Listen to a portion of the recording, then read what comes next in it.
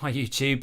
I recently bought this Rode NT1 and I just wanted to, before I get rid of my other microphone on eBay, I just wanted to give you a Booth Junkie style comparison of the NT1 with the Studio Projects B1 that will be shortly leaving. I bought this mic a few weeks ago and I have literally fallen in love with it. It's got a couple of things that are annoying and I'll take you through those in a minute. But on the whole, I love the way it sounds. I love the way it comes out with, works with my voice.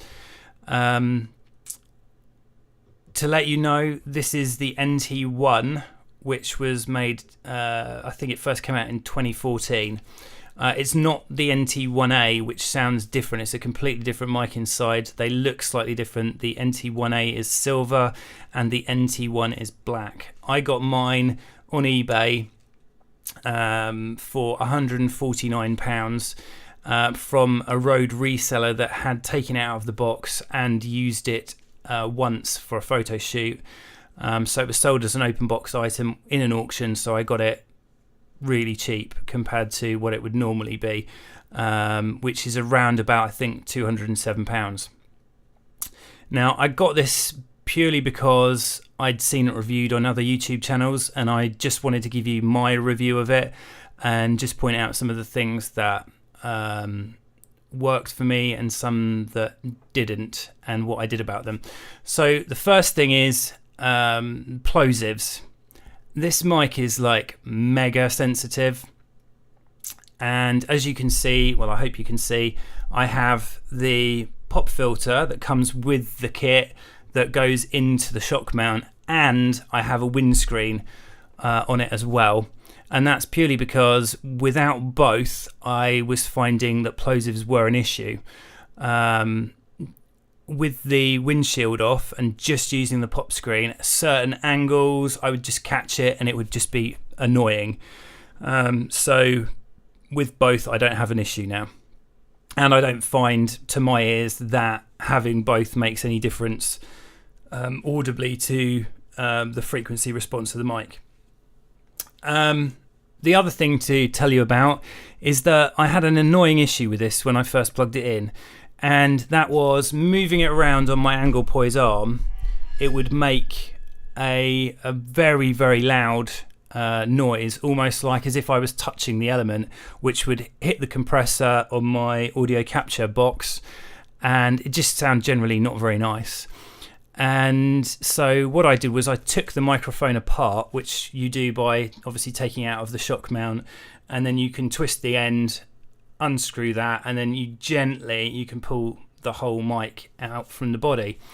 And what I found was unusually most condensers, you have your condenser element, and on the front you have the lead or the main lead from the condenser, and then you have another one that comes off the side.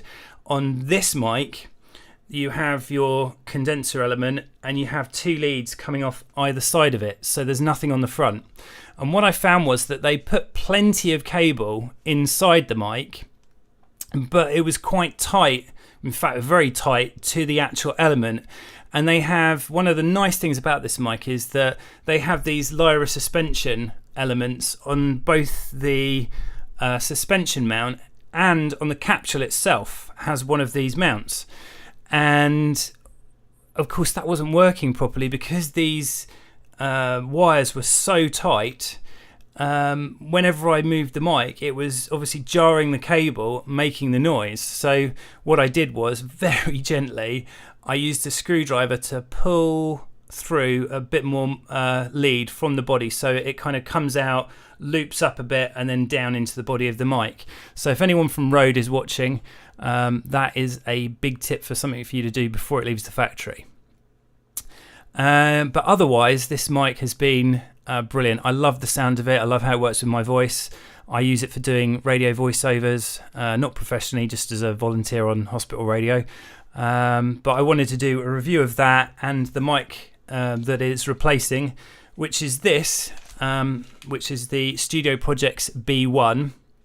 And the B1, this is a Mark 1 apparently, and apparently I'm told by someone on eBay that the Mark 1 is better sounding than the Mark 2 because they changed the frequency response. You can tell the difference because this doesn't have a pad switch on the front. The Mark 2 has a pad switch.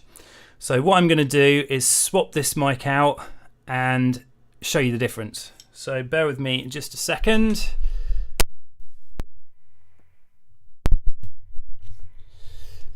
Okay, I'm going to have to hold this one, and there you go. So I'll give you some audio.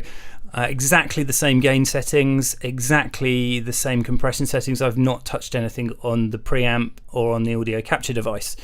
So you can see how it works on my voice. I don't have the pop filter on at the moment. I don't find that I need it because obviously I can just make sure I don't send any plosives in the direction of the mic.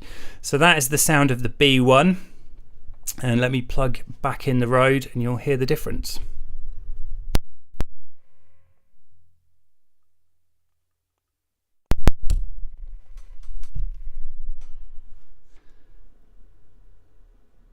I'm just waiting for the waveform on my on Audacity to look normal. Okay, there we go. So we're back on the Rode now, and as you can tell, it just to my ears, this works better for me. So that's the review of the Rode NT1 versus the Studio Projects B1. Both great mics. This one I'm going to be keeping for an awfully long time though.